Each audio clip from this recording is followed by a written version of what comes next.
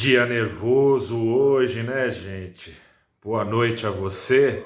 Foi um dia bem nervoso no mercado financeiro. Investidores por aqui seguem divididos entre o hoje e o amanhã do Brasil, tanto hoje quanto o amanhã, trazendo preocupações, mas não somos uma ilha.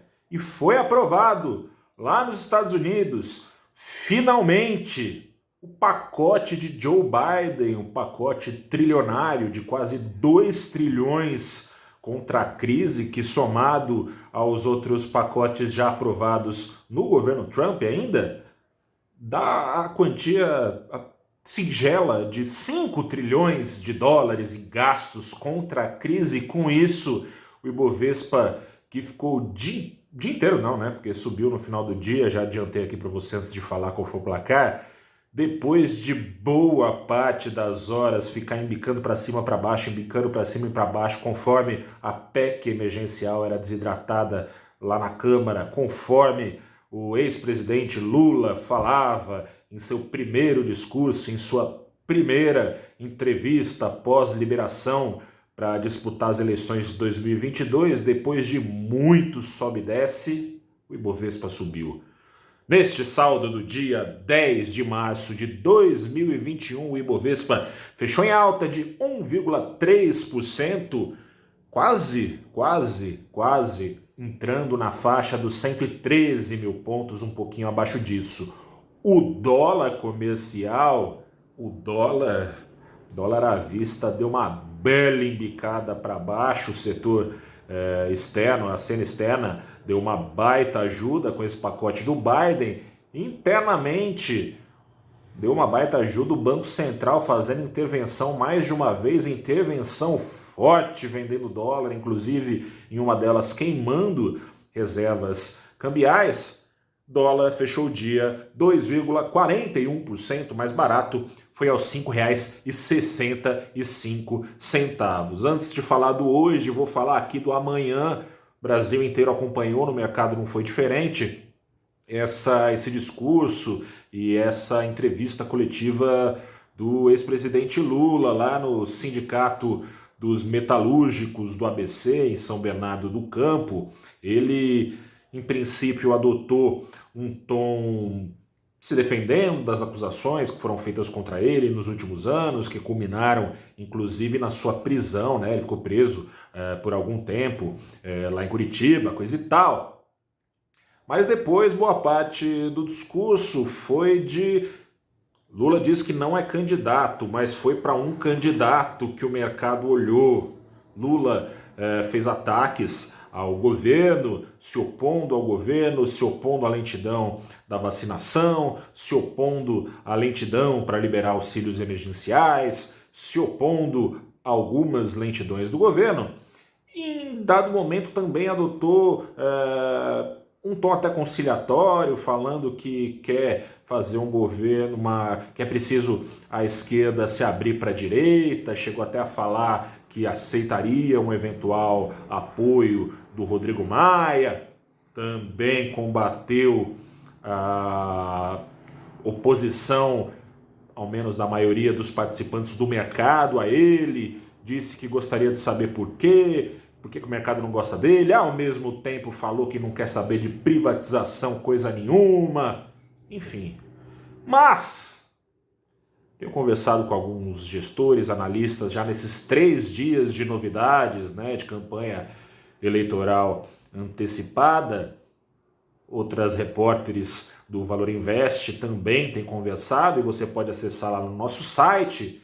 Você vai perceber uma coisa curiosa. Sim, há algum receio em relação a Lula, e muitas vezes ele é observado como aquele candidato radical de 1989. Mas há também aquela lembrança da Carta ao Povo Brasileiro, que fez com que ele se comprometesse com a responsabilidade fiscal e, sobretudo no seu primeiro mandato, andasse em linha com o mercado.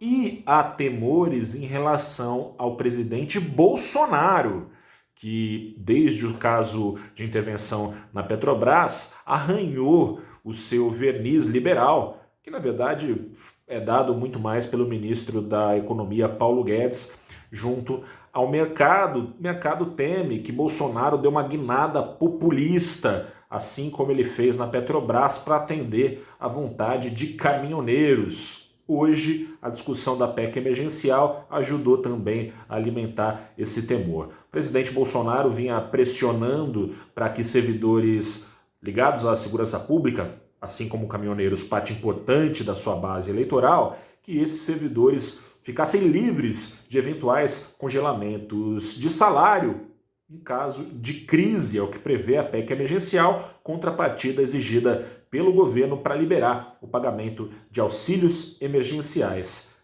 O Congresso não quer saber desse privilégio concedido à segurança pública. Ontem a Câmara aprovou a PEC em primeiro turno sem essa benesse incluída.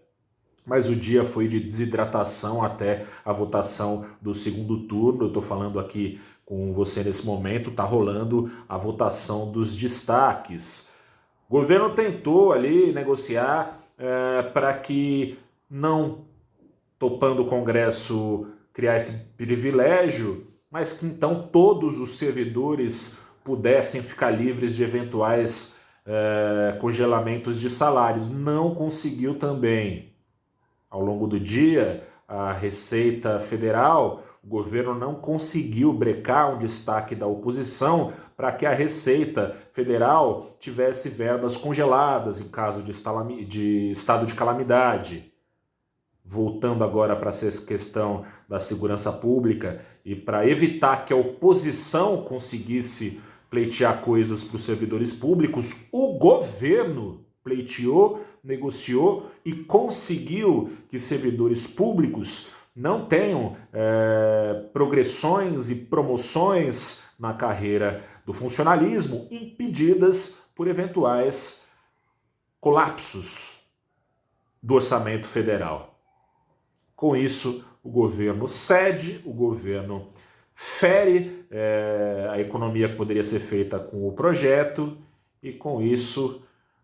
Aliás, com essa situação não dá nem para falar que foi uma derrota da ala econômica. Eu ia falar que foi uma derrota ali, mas não dá para falar porque a ala econômica do governo topou também isso. Hoje, quando saiu essa notícia, o relator da PEC emergencial, o deputado Daniel Freitas, falou que o próprio ministro Guedes deu aval a esse furo no ajuste fiscal que era exigido pelo governo para pagar auxílios emergenciais. Ao fim e ao cabo, a economia ao longo dos anos será menor, a economia no curto prazo não existirá para pagar auxílios emergenciais, que sim são necessários para atender brasileiros em necessidade na falta de vacinas que os atenda. Hoje o governo, aliás, hoje foi curioso, né? O presidente Lula falou, defendeu normas de proteção contra a Covid-19. Quando foi a última vez que você viu o presidente Bolsonaro usar máscara? Hoje ele apareceu usando até máscara. Vamos ver no que vai dar essas reações do presidente e também, claro, como é que o mercado vai reagir a isso tudo. Os próximos dias prometem ser animados. Vamos ver, eu sou Gustavo Ferreira, repórter do valorinvest.com, deixo aqui o meu abraço e te lembro no final do vídeo que, embora o dólar tenha caído com força, a inclinação da curva de juros empinando lá para cima deu mostras de que o risco fiscal segue no ar. Grande abraço, até a próxima, até amanhã e tchau!